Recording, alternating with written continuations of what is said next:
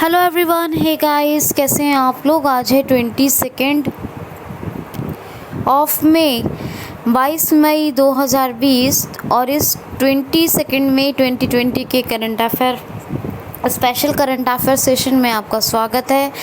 UPSC, PSC, railway, banking और सारे competitive exams और बाकी लोगों की जानकारी के लिए अब मैं जो करंट अफेयर आप लोगों को दे रही हूँ वो इतना प्रीशियस है कि आप लोग उसका अंदाज़ा नहीं लगा सकते।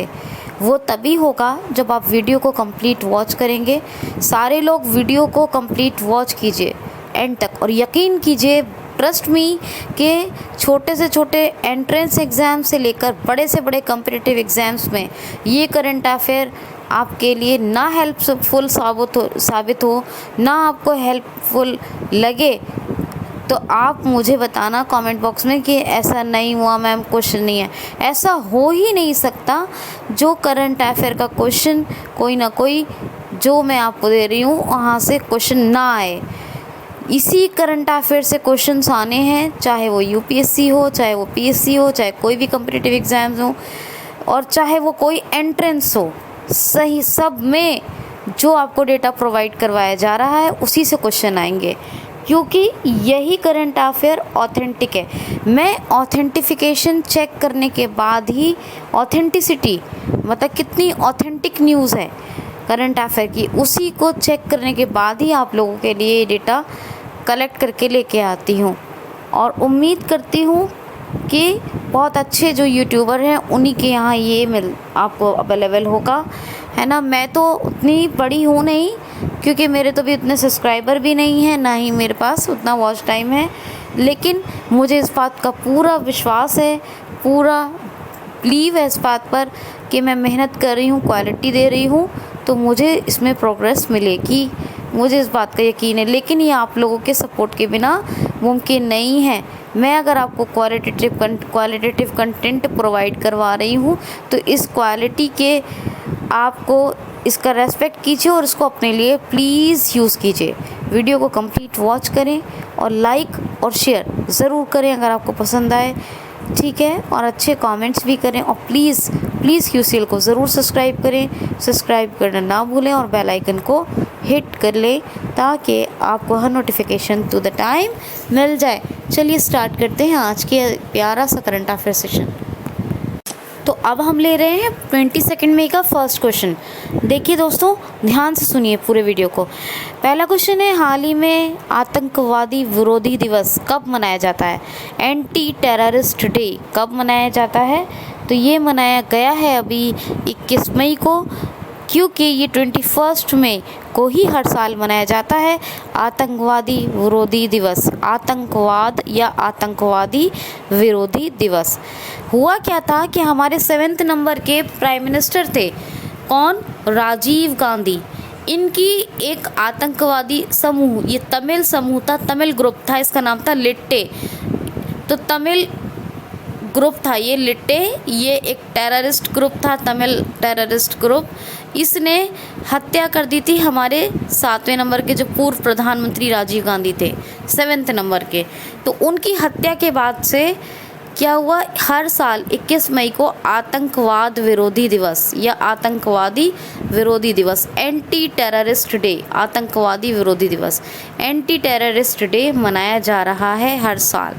याद रखना है। तो आपको कितने फैक्ट्स इसमें से याद रखने हैं? 7वें नंबर के प्राइम मिनिस्टर थे, पूर्व प्रधानमंत्री। 7वें नंबर के कौन सा तमिल टेररिस्ट ग्रुप था? लिट्टे, ठीक है, उनकी हत्या कर दी थी। और कब मनाया जाता है ये आतंकवाद विरोधी दिवस? तो ये 21 मई को। अच्छा, दो और इम्पॉर्टेंट डे 21 मई को मनाए गए हैं। 3 मनाए गए थे जिसमें से एक बता दिया, अब 2। दूसरा तो ये है विविधता एवं विकास के लिए, सांस्कृतिक विविधता और विकास के लिए विश्व दिवस, ठीक है, विविधता और विकास के लिए विश्व दिवस ये मनाया गया था। तो ये भी मनाया गया है, इतना याद रखिएगा। और इससे ज़्यादा इम्पॉर्टेंट डे 3 नंबर का ये एक और है, ये है इंटरनेशनल टी डे, अंतर्राष्ट्रीय चाय दिवस। तो ये चाय जो इंटरनेशनल टी डे है, ये क्यों मनाया जाता है? तो चाय की प्रोडक्शन में और चाय के जो बिज़नेस में, यानी टी बिज़नेस में जो वर्क करते हैं, जो मतलब श्रमिक हैं, चाय के उत्पादन में और चाय के श्रमिकों की उत्पादन में बढ़ोतरी, उत्पादकों और श्रमिकों की प्रोग्रेस के लिए, इनके विकास के लिए ये मनाया जाता है इंटरनेशनल टी डे। समझ गए होंगे कि जो चाय के बिज़नेस में जो चाय के श्रमिक हैं और जो चाय के प्रोडक्ट मतलब उत्पादक हैं, ठीक है, जो इसके उत्पादक हैं, जो इसका चाय को उत्पादन करते हैं चाय का, उन सब की स्थिति में बेहतरी लाने के लिए, उनके विकास के लिए मनाया जाता है और चाय के उत्पादन में बढ़ोतरी करने के लिए, इसके महत्व को आकर्षित बनाने के लिए ये मनाया जाता है क्या, इंटरनेशनल टी डे। तो ये 3 इम्पॉर्टेंट डे 21 मई को ये सेलिब्रेट किए गए हैं, मनाए गए हैं। ये तीनों आपको याद रखनी है। क्वेश्चन लंबा हो गया क्योंकि 3 डेज थे। चलिए नेक्स्ट क्वेश्चन की तरफ चलते हैं। तो क्वेश्चन देखिए फ्रेंड्स, हाल ही में आरबीआई ने कितनी एनबीएफसी का लाइसेंस अभी रद्द कर दिया है? हाल ही में अभी आरबीआई ने कितनी एनबीएफसीज का लाइसेंस रद्द कर दिया है? रिज़र्व बैंक ऑफ इंडिया ने अभी कितनी NBFC, national non banking finance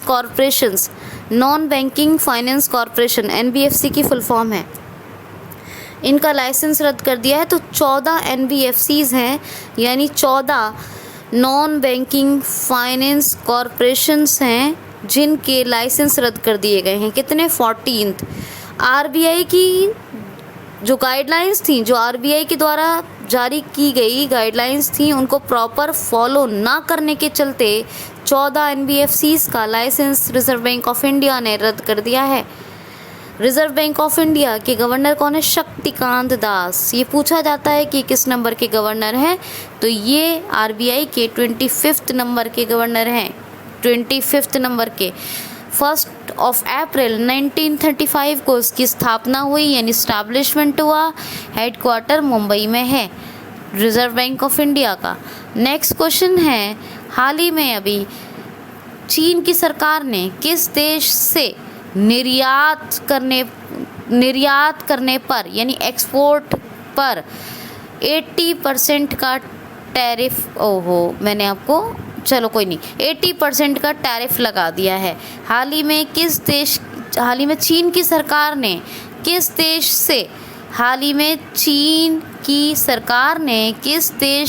से किस देश के निर्यात पर 80% का टैरिफ लगा दिया है? 80% टैरिफ इंक्रीज़ कर दिया है, यानी 80% टैरिफ लगा करेगा। अब टैक्स जो होता है एक्सपोर्ट पे, वो लगता है टैरिफ, उसको कहते हैं।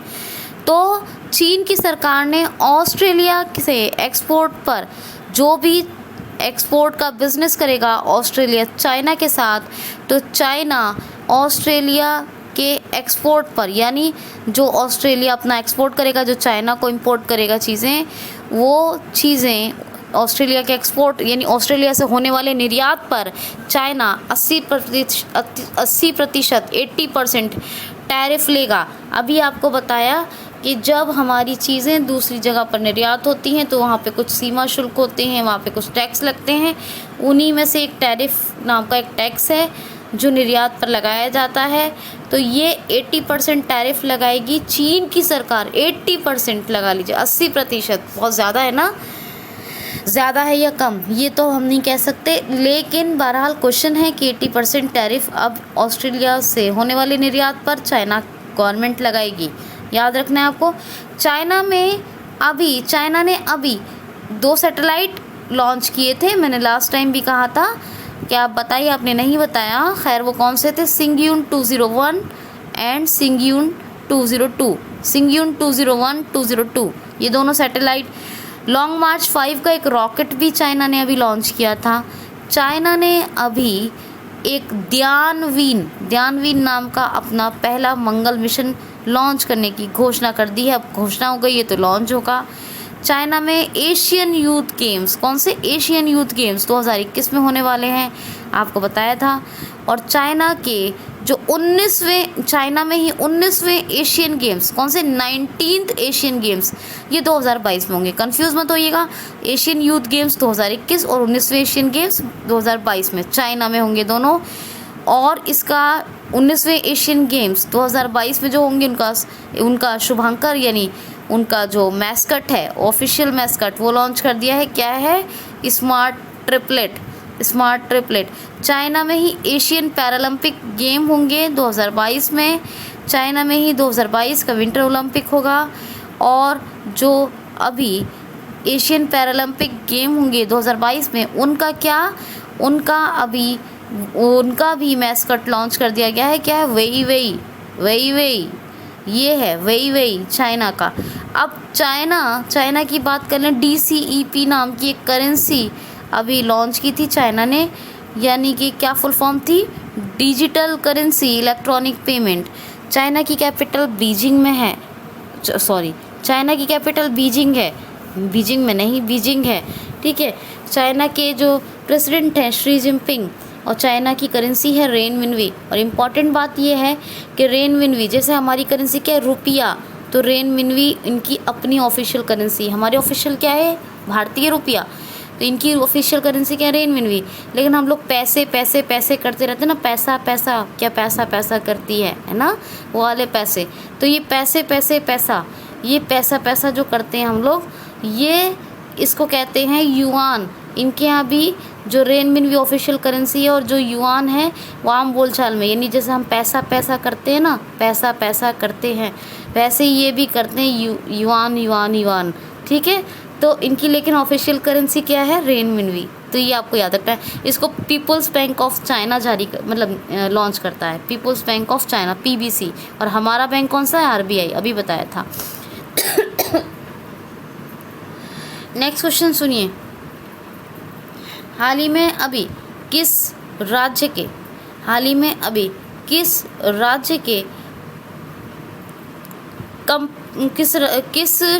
किस शहर को पूरी तरह सोलर बेस्ड बनाने की केंद्र सरकार ने घोषणा कर दी?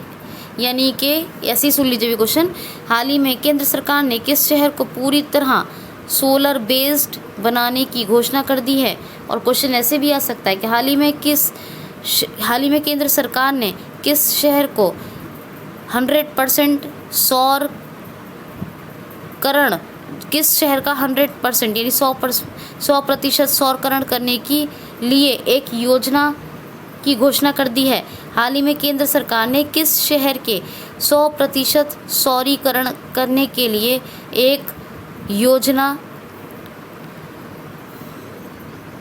की घोषणा कर दी है? हाल ही में किस शहर को पूरी तरह सोलर एनर्जी बेस्ड बनाने के लिए, पूरी तरह उसको सोलराइज्ड करने के लिए, पूरी तरह उसका सौरकरण करने के लिए, 100% सोलर बेस्ड बनाने के लिए केंद्र सरकार ने एक योजना की घोषणा कर दी है? तो ये है एक शहर, इसका नाम है कुणाल नाम है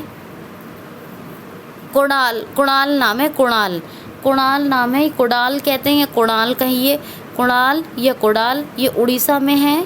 और यहाँ का एक बहुत फेमस टेम्पल है सूर्य मंदिर भी है कुणाल में। कुणाल ये उड़ीसा में है, और इसी को अब 100% सोलर डिपेंडेंट, ये सोलर बेस्ड बना देगी। 100% ये सौर एनर्जी से संचालित होगा। कौन सा शहर? कुणाल, जो उड़ीसा का शहर है। और इसके लिए एक योजना की घोषणा कर दी है केंद्र सरकार ने, जो 25 करोड़ रुपए से ज़्यादा की योजना है, ठीक है। तो पूरी तरह सोलर पर ज़्यादा, ये 25 करोड़ रुपए की, अगर उसमें कुछ कन्फ्यूज़न होगी, 25 करोड़ डॉलर होगा या कुछ, तो मैं आपको बता दूंगी। फिलहाल आप याद रखिए 25 करोड़ रुपए, 25 करोड़ डॉलर अगर हुआ तो मैं आपको बता दूंगी। लेकिन फ़िलहाल मुझे जो ध्यान है 25 करोड़ रुपए की ये योजना होगी जो केंद्र सरकार इसको लगाएगी, और इस योजना के तहत कुणाल को पूरी तरह सोलर बेस्ड बनाया जाएगा। ये उड़ीसा का शहर है, याद रखना है आपको। अच्छा, एक चीज़ और, ये ऑस्ट्रेलिया के लिए चाइना ने ये जारी किया कि निर्यात पर 80% का टैरिफ लगेगा। तो ऑस्ट्रेलिया की भी बात कर लेते हैं। कौन सी बात? कि ऑस्ट्रेलिया की जो कैपिटल है वो है कैनबरा, और स्कॉट मॉरिसन दोबारा प्रधानमंत्री बने उड़ीसा, ये सॉरी माफ़ कीजिए, ऑस्ट्रेलिया के सेकेंड टाइम प्राइम मिनिस्टर बने। कौन? Scott Morrison. और ऑस्ट्रेलिया की करेंसी क्या? Australian dollar. और ऑस्ट्रेलिया को वर्ल्ड का कैपिटल ऑफ गेम्स कहा जाता है, कैपिटल ऑफ गेम्स कहते हैं वर्ल्ड की, क्योंकि 60 to 80% पॉपुलेशन पर वीक गेम्स में बिजी रहती है। ठीक है, तो ये सारी बातें आप याद रखिएगा। अच्छा, एक इम्पॉर्टेंट फैक्ट्स और बताऊँ ऑस्ट्रेलिया से। ऑस्ट्रेलिया ने जो प्लेयर्स हैं उनके जो थूक या लार या पसीना लगाकर बॉल को ग्रिप देने के लिए चमकाते हैं, इस चीज़ को सबसे पहले बैन किया। उसके बाद आईसीसी ने बैन किया, आईसीसी इंटरनेशनल क्रिकेट काउंसिल ने बैन किया। तो पहले ऑस्ट्रेलिया और दूसरे नंबर पे आईसीसी ने, जो प्लेयर्स अपने साफ़ करने के बाद बॉल को थूक किया अपनी लार से या पसीने से बॉल को ग्रिप देने के लिए चमकाते हैं, तो कोरोना वायरस के फैलने का ख़तरा होता है, इसलिए इस चीज़ को बिल्कुल बैन किया। पहले नंबर पर ऑस्ट्रेलिया, फिर उसके बाद बैन किया आईसीसी ने, आईसीसी। ठीक है, ये भी याद रखिएगा। अच्छा, इंटरनेशनल टी डे बताया पहले ही क्वेश्चन में आपको, उसको कौन मनाता है? तो FAO, food and agriculture organization, यही इंटरनेशनल टी डे को मनाता है, ये याद रखना है आपने। ठीक, तो FAO की स्थापना कब हुई? 1945 में। हेडक्वार्टर रोम में है, इटली में। और डोंग्यू हैं इसके FAO के जो हेड हैं, ये भी आप याद रखेंगे। ठीक है ना, बिल्कुल आपने याद रखना है, भूलना नहीं। और दूसरी चीज़ क्या कि, और तो बाकी मैंने तो कुछ छोड़ा नहीं, आपको सारे फैक्ट्स कोशिश की है बताने की, तो मैंने आपको बताए हैं। नेक्स्ट क्वेश्चन है, हाल ही में, हाँ, एक कोडाल जो बताया आपको, कोडाल या कोडाल, उसको कहते हैं कोडार भी कहते हैं, वैसे उसका नाम लिखा जाता है कोडार। क्या? कोडार। उसको लोग कोडाल या नाम क्या लिखा जाता है? कोडार। और उसको क्या बोलते हैं? कोडाल या कोडार भी बोलते हैं, या वैसे नाम जो लिखा हुआ होता है वो कोडार होता है। वो उड़ीसा का, जो अभी आपको बताया कि 100% सोलर एनर्जी से संचालित होने वाला शहर बन जाएगा। 25 करोड़ की ही योजना है ये, मुझे अच्छी तरह याद है ये। ठीक है, याद रखिएगा, जो केंद्र सरकार ने इसके लिए और ये योजना के तहत इसको सोलर बेस्ड बनाने की घोषणा की है। ये बिल्कुल फैक्ट्स याद रखेंगे। नेक्स्ट क्वेश्चन देखिए, हाल ही में अभी मी अन्नपूर्णा योजना किस राज्य सरकार ने अभी शुरू की है? मी अन्नपूर्णा योजना किस राज्य सरकार ने भी शुरू की है? मी अन्नपूर्णा, तो मी अन्नपूर्णा योजना ये महाराष्ट्र गवर्नमेंट ने शुरू की है। महाराष्ट्र के जो किसान हैं, जो कोविड-19 के कारण अर्थव्यवस्था के गिरने से, और जो एग्रीकल्चर में जो भी लगे हुए लोग होते हैं, श्रमिक हैं, छोटे और ख़ास तौर पे किसान हैं, तो उनके लिए कुछ बेहतर, उनकी अर्थव्यवस्था को बेहतर बनाने के लिए, उन्हीं की वृद्धि या विकास के लिए ये मी अन्नपूर्णा महाराष्ट्र गवर्नमेंट ने ये शुरू की है, ये योजना, ये याद रखना आपको। महाराष्ट्र गवर्नमेंट में देखिए, महाराष्ट्र गवर्नमेंट की बात है तो महाराष्ट्र की हिस्ट्री पर एक बुक लिखी गई थी, ये मैंने आपको बहुत पहले भी बताया था और बीच में भी बताया था। ये लिखा था Shivaji in South Block the unwritten history of a proud people, तो इसके बारे में बताया था। ये महाराष्ट्र की ही हिस्ट्री पर लिखी हुई बुक है, अगर पूछ लिया जाए तो उसके राइटर का नाम भी बताया था मैंने आपको। ठीक है, और मैंने महाराष्ट्र के बारे में बताया था कि महाराष्ट्र मुफ्त स्वास्थ्य बीमा को अपने नागरिकों के लिए शुरू करने वाला पहला राज्य बन गया भारत का। अच्छा, जो महाराष्ट्र के एक chief justice, Maharashtra high court के चीफ जस्टिस, ये Bombay high court, chief justice of Bombay high court, ये कौन अपॉइंट हुए थे? दीपांकर दत्ता, इनका भी बताया था। ठीक है, ये भी आपको बताया था मैंने। और महाराष्ट्र के नेशनल पार्क भी बताए थे, नवेगांव गुग्गुमल, जिसको लोग भुगमल भी कहते हैं, लेकिन असली नाम रियल वैसे देखा ओरिजिनल नेम क्या है? गुग्गुमल। तो नवेगांव, गुगमल और संजय गांधी। संजय नेशनल पार्क मध्य प्रदेश में, संजय गांधी महाराष्ट्र में। तो ये नेशनल पार्क हैं। और महाराष्ट्र की कैपिटल सबने पता है, मुंबई।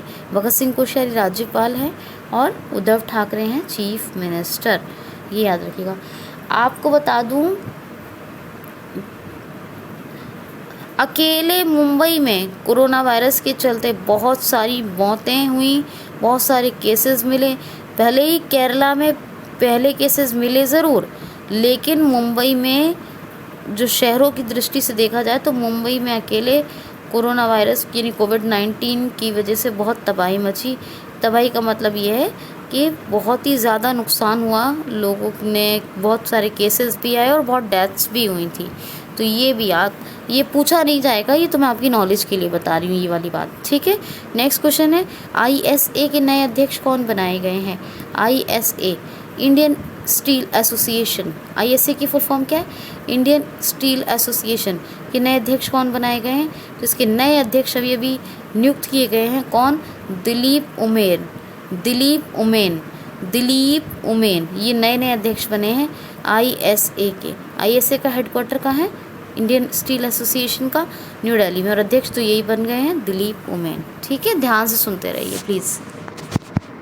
क्वेश्चन देखिए दोस्तों, हाल ही में भारतीय रेलवे का पहला इलेक्ट्रिक लोकोमोटिव जो 12,000 हॉर्स पावर पर बेस्ड है, ये कहाँ बनाया गया है?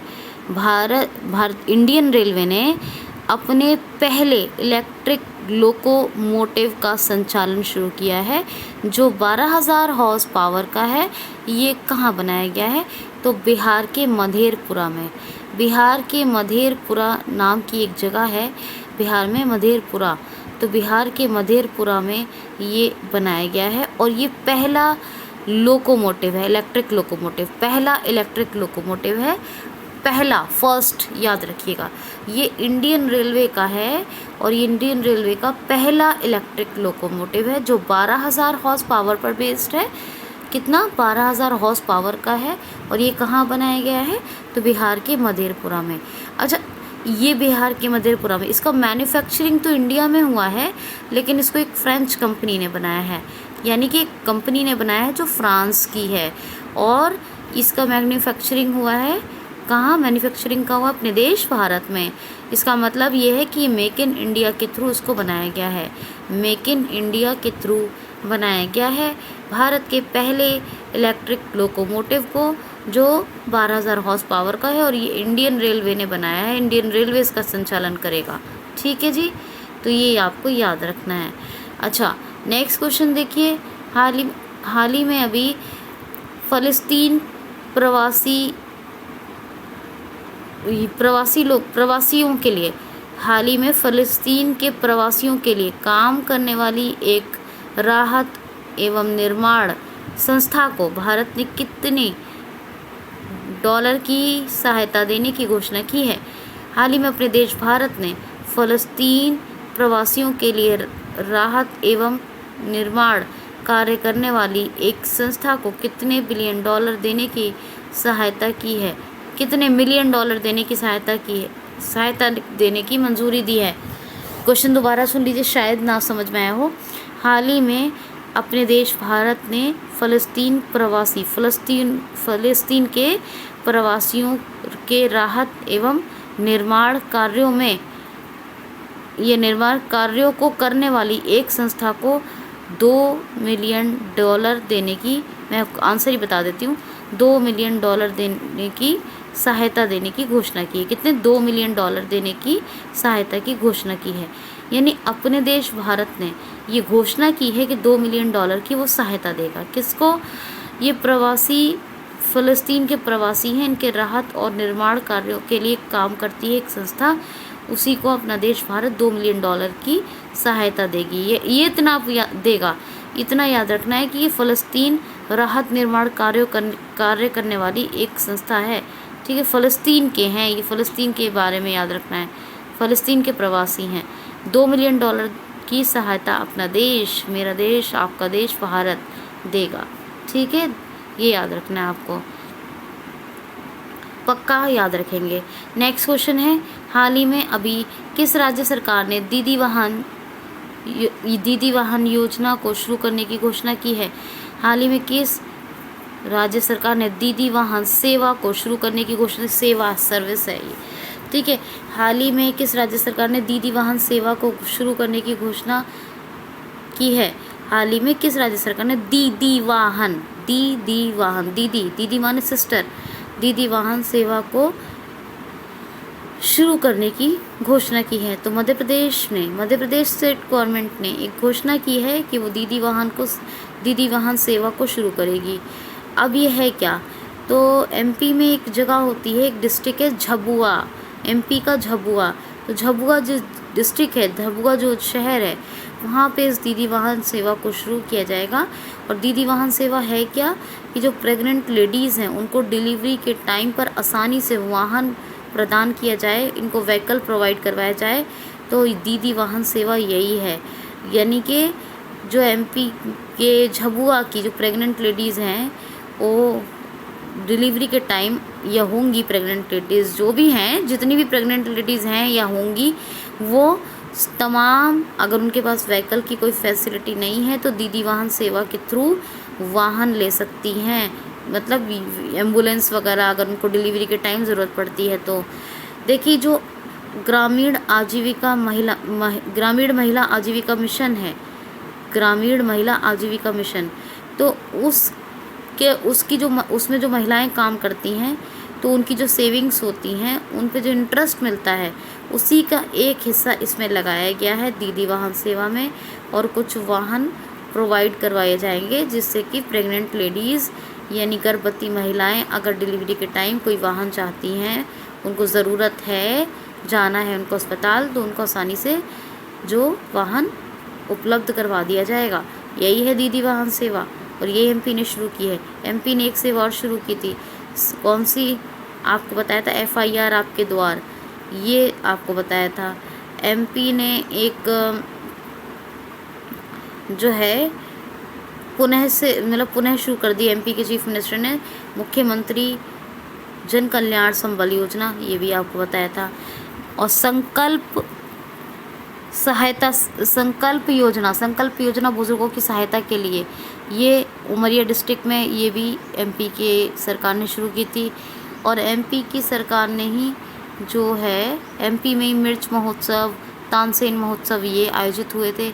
एमपी में ही टॉप पेरेंट ऐप स्टूडेंट्स के लिए और रेडियो स्कूल कार्यक्रम ये भी स्टूडेंट्स के लिए आया था।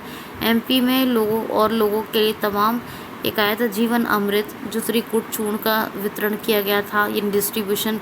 जीवन शक्ति जो महिलाओं के लिए मास्क बनाकर बेचने 11 रुपये प्रति मास्क मिलेगा उन्हें, ये जीवन शक्ति योजना आई थी। तो ये सब एमपी का है। एमपी के कितने सारे करंट अफेयर्स, मैं आपको क्या कहूँ, आपको रिवाइज़ करवाती हूँ, आप लोग खुद भी रिवाइज़ किया करें प्लीज़, ठीक है।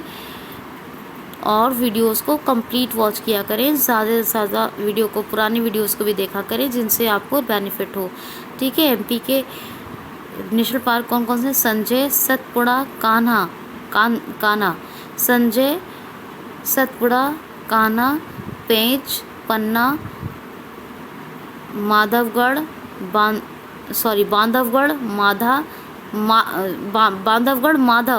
बांधवगढ़ अलग है, माधव अलग है। ये दोनों नेशनल पार्क हैं एमपी के, ये भी। और इतने सारे जो है ये नेशनल पार्क हैं जो मैंने अभी आपको बताए। इसमें से एक पेंच नेशनल पार्क ऐसा है जो एमपी और महाराष्ट्र में दोनों में फैला हुआ है। और आपको अभी बताया था ऊपर, ये महाराष्ट्र में संजय गांधी और एमपी में संजय है, ये भी आपको बताया था। मुख्यमंत्री का नाम तो मैंने आपको अभी बताया है। चीफ मिनिस्टर का क्या नाम है इनका?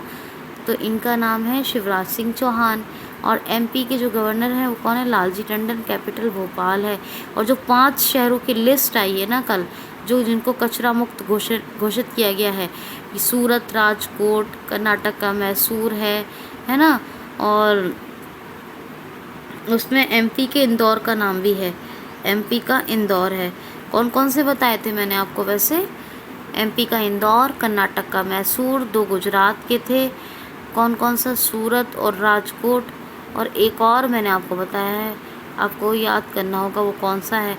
5 शहर बताएं जो कचरा मुक्त घोषित हुए हैं। तो खैर कहने का बात ये है कि एमपी के इंदौर को स्वच्छता के मामले में जो है मतलब कचरा मुक्त होने का श्रेय हासिल हो गया है, प्राप्त हो गया। और स्वच्छता के मामले में तो आपको पता ही है, ये स्वच्छता सूचकांक में तो इसका नाम लगातार नंबर 1 पे रहा है। देखा जाए तो एमपी के शहरों में स्वच्छता सर्वेक्षण जो जारी होता है, ठीक है, याद रखना है इंदौर का नाम। क्वेश्चन देखिए, हाल ही में अभी वर्ल्ड बैंक समूह की, विश्व बैंक समूह यानी वर्ल्ड बैंक ग्रुप की नई मुख्य अर्थशास्त्री कौन महिला बनी है? हाल ही में वर्ल्ड बैंक ग्रुप की नई चीफ इकोनॉमिस्ट कौन बनी है? हाल ही में अभी वर्ल्ड बैंक ग्रुप की नई चीफ इकोनॉमिस्ट कौन बनी है? Chief economist world bank group की कौन बनी है? तो इनका नाम है कारमेन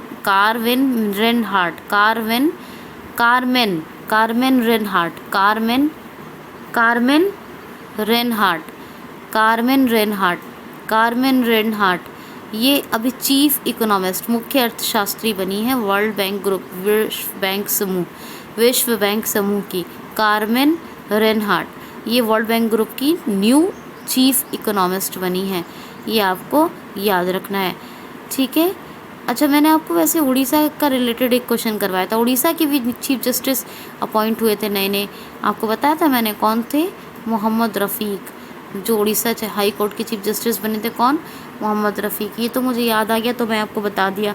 अच्छा, 5 शहरों की बात की मैंने, कहा एक शहर याद कीजिए, याद आया कुछ? तो छत्तीसगढ़ का अंबिकापुर था। कौन सा? एमपी का इंदौर, छत्तीसगढ़ का अंबिकापुर, राजकोट और सूरत गुजरात के, और कर्नाटक का मैसूर। इन 5 को कचरा मुक्त घोषित कर दिया गया है, ठीक है, जो शहर बताए थे। तो इसलिए मैंने कहा था कि रिवाइज कीजिए। नेक्स्ट क्वेश्चन है, सुकून कोविड-19 बीट द स्ट्रेस कार्यक्रम अभी किस राज्य सरकार ने शुरू किया है? किस राज्य में अभी सुकून कोविड-19 बीट द स्ट्रेस प्रोग्राम की शुरुआत हुई है? हाल ही में अभी किस राज्य में सुकून कोविड-19 बीट द स्ट्रेस कार्यक्रम की शुरुआत हुई है? आपको पता है लॉकडाउन लगा हुआ है और कोरोना वायरस के चलते जो लोग घर में बंद रहते हैं ना, बंद कहीं जाना ही नहीं हो पाता कहीं भी, और उनके जानने वाले भी लोग इतने नहीं होते, आसपास रिलेटिव्स भी इतने नहीं होते, तो ऐसे लोग स्ट्रेस में चले जाते हैं, डिप्रेस हो जाते हैं, स्ट्रेस हो जाता है, माइंड में क्रिएटिव हो जाता है बहुत ज़्यादा स्ट्रेस। तो स्ट्रेस फ्री रह सकें, ऐसे लोग स्ट्रेस को हरा दें और स्ट्रेस से बाहर निकलें। स्ट्रेस से बाहर कैसे निकलना है, तो ऐसे सजेशंस ये एक्सपर्टीज़ के द्वारा दिए जाएंगे। किसके? एक्सपर्ट्स के द्वारा दिए जाएंगे। आपको मालूम है दूरदर्शन का हर भाषा में अपने अपने यहाँ चैनल आता है, ठीक है। तो अभी आपको बता रही हूँ कहाँ शुरू किया। तो जम्मू एंड कश्मीर में तो जाहिर सी बात है, जो दूरदर्शन का नेशनल चैनल होगा वो किस भाषा में आएगा? कश्मीर। जैसे कि मान लीजिए कहीं पे आंध्र प्रदेश है तो तेलुगु में आएगा, जो उनका दूरदर्शन का नेशनल चैनल है। हमारा हिंदी में आता है, कहीं किसी भाषा में, कहीं किसी भाषा में। तो कश्मीर का जो जम्मू एंड कश्मीर का जो दूरदर्शन का चैनल आता है, उनके यहाँ नेशनल चैनल, उसका नाम वो कौन सा है? दूरदर्शन कश्मीर। उसी पर एक प्रोग्राम आया करेगा, कौन सा? सुकून कोविड-19 बीट द स्ट्रेस कार्यक्रम। सुकून कोविड-19 बीट द स्ट्रेस। सुकून के बाद कोविड-19 लगाएंगे, फिर बीट द स्ट्रेस। ये प्रोग्राम आया करेगा जिसमें एक्सपर्ट्स के द्वारा कैसे स्ट्रेस से बाहर निकला जाए, कैसे स्ट्रेस को रिमूव किया जाए, ये लोगों को सजेशंस दिए जाएंगे, ठीक है। जम्मू एंड कश्मीर के इस दूरदर्शन नेशनल चैनल पर आएगा ये, ठीक। गिरीश चंद्र मुर्मू ये लेफ्टिनेंट गवर्नर हैं। कौन से? गिरीश चंद्र मुर्मू, ये जम्मू एंड कश्मीर के, ये पहले लेफ्टिनेंट गवर्नर हैं। और जम्मू एंड कश्मीर और लद्दाख दोनों इसी साल यानी 2019 में, 2020 चल रहा है, 2019 में 2 नए यूटी बने थे। आपको पता है लद्दाख को पहला कोरोना वायरस मुक्त यूटी और गोवा को पहला कोरोना वायरस मुक्त स्टेट घोषित कर दिया गया है, ये भी मैंने आपको बताया था। अच्छा, मध्य प्रदेश की बात चली थी तो वहाँ पे एक और चरण पादुका पहल भी आया था, जो लोगों को चप्पल प्रोवाइड करने के लिए, जो लोग प्रवासी मजदूर पैदल ही जा रहे हैं, उनके पैरों में चप्पल नहीं है, उनको चप्पल प्रदान करने के लिए क्या चरण पादुका पहल ये भी शुरू की गई थी। ये सब इम्पॉर्टेंट है दोस्तों, याद रखिएगा, ठीक है। क्वेश्चन है, हाल ही में अभी किसने मोटर बीमा पॉलिसी जारी करने के हाल ही में फ्लिपकार्ट ने मोटर बीमा पॉलिसी जारी करने के लिए किसके साथ समझौता किया है। हाल ही में फ्लिपकार्ट ने अभी मोटर बीमा पॉलिसी लागू करने या लोगों को मोटर बीमा पॉलिसी का लाभ पहुंचाने के लिए या फिर मोटर बीमा पॉलिसी योजना लोगों के लिए जारी करने के लिए किसके साथ समझौता किया है। तो फ्लिपकार्ट ने अभी एक समझौता किया है किसके साथ, बजाज एलियानी बजाज की कंपनी है और इसी के साथ मिलकर मोटर बीमा पॉलिसी जारी की जाएगी। मोटर बीमा पॉलिसी, इसका लाभ लोगों को मिलेगा। तो मोटर बीमा पॉलिसी को जारी करने के लिए फ्लिपकार्ट ने किसके साथ समझौता किया है, बजाज एलियानी। अब मैंने आपको बताया था उस दिन कि बिसलेरी ने तो ज़ोमैटो के साथ किया था और अभी विशाल मेगा मार्ट ने ज़रूरी चीज़ों को बेचने के लिए समझौता कर लिया था फ्लिपकार्ट के साथ। फ्लिपकार्ट उनकी चीज़ें होम डिलीवरी के थ्रू सेल करवाएगा। और अभी क्या हो गया कि लोगों के लिए एक मोटर बीमा पॉलिसी शुरू करने जा रहा है फ्लिपकार्ट, जिसके लिए फ्लिपकार्ट ने बजाज एलियानी के साथ समझौता किया है। फ्लिपकार्ट की स्थापना कब हुई, 2007 में। और फ्लिपकार्ट का हेडक्वार्टर कहाँ है, बेंगलुरु में। कहाँ, कर्नाटक के बेंगलोर में। कल्याण कृष्णमूर्ति इसके CEO हैं, कल्याण कृष्णमूर्ति। और फ्लिपकार्ट के बारे में बताऊं तो सचिन बंसल और विनी बंसल और विनी बंसल ने इसकी स्थापना की थी, ठीक है। तो आप ये याद रखना है आपको। नेक्स्ट क्वेश्चन देखिए, हाल ही में अभी नाडा ने किन पावर लिफ्टर पर प्रतिबंध लगा दिया है। नाडा ने किन पावर लिफ्टर पर यानी लिफ्टर खिलाड़ियों पर प्रतिबंध लगा दिया है। नाडा ने नेशनल एंटी डोपिंग एजेंसी, क्या है नाडा की full form, national anti doping agency. NADA ने किन पावर लिफ्टर पर प्रतिबंध लगा दिया है, तो सविता कुमारी और अंकित सिसोदिया। क्या, सविता कुमारी और अंकित सिसोदिया दोनों को बैन कर दिया है, इन दोनों पावर लिफ्टर को। इन पर अभी बैन कर दिया है। क्या, इनको कम्प्लीटली अभी फ़िलहाल तो बैन कर दिया है। कब तक के लिए किया है ये नहीं मुझे कहीं मिला और आएगी ऐसी कोई न्यूज़ तो बताऊंगी कब तक के लिए किया है। फ़िलहाल सविता कुमारी और अंकित सिसोदिया दोनों का नाम याद रखना है। अंकित सिसोदिया, सविता कुमारी, इन दोनों पर प्रतिबंध लगा दिया है। ये दोनों पावर लिफ्टर्स हैं, ठीक है। किसने, नाडा ने। जैसे नेशनल एंटी डोपिंग एजेंसी होती है ऐसी वर्ल्ड की भी होती है वाडा, वर्ल्ड एंटी डोपिंग एजेंसी वाडा, और ये नाडा की है। जाहिर सी बात है कुछ एंटी डोपिंग रूल्स होंगे जो सही से फॉलो नहीं होंगे, इसीलिए प्रतिबंध ये लगा है। 2005 में नेशनल एंटी डोपिंग एजेंसी नाडा की स्थापना हुई। और नाडा का हेडक्वार्टर कहाँ है, मैंने आपको बताया था। हेडक्वार्टर नाडा के CEO कौन है, पता है आपको, कुछ बता सकते हैं। नवनीत अग्रवाल है नाडा के CEO। कौन, नवनीत अग्रवाल। अच्छा, हेडक्वार्टर कहाँ है नाडा का, ज़रूर बताइएगा प्लीज़, कमेंट बॉक्स में बताइएगा मुझे नाडा का हेडक्वार्टर कहाँ है, ठीक है, याद रखना है। और ये लास्ट क्वेश्चन है, हाल ही में अभी छोटे व्यापारियों और छोटे व्यापारियों के लिए किसने ऑनलाइन यानी वर्चुअल दुकानों का क्रिएशन किया है।